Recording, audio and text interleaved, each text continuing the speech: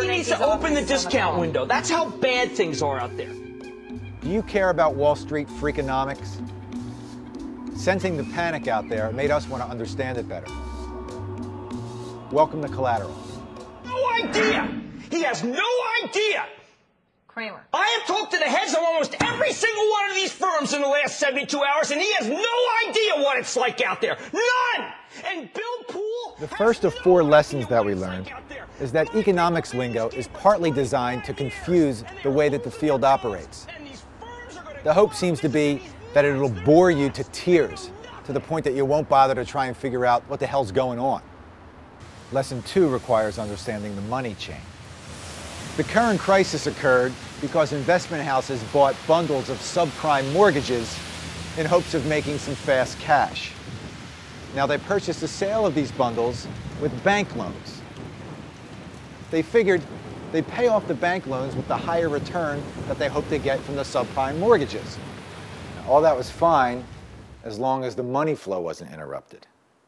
But when subprime mortgage holders began to default at a high rate, the chain of payment was broken and investment houses lost their shirts. The banks are now in the process of cutting them off.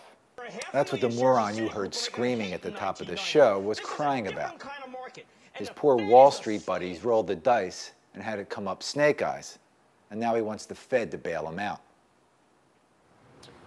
The third lesson, the most banal, is greed. More mortgages equals more profit for banks and brokers. So the standards for lending were lowered in order to encourage growth. But many of these new mortgages were predatory. They had clauses in them that reset rates at unmanageable levels after just a short period of time. When buyers would get anxious, brokers might say something like, "Don't worry, you can sell the house before the rate resets or just refinance again." But that only works so long as the market keeps going up. When it stops going up, there's big trouble.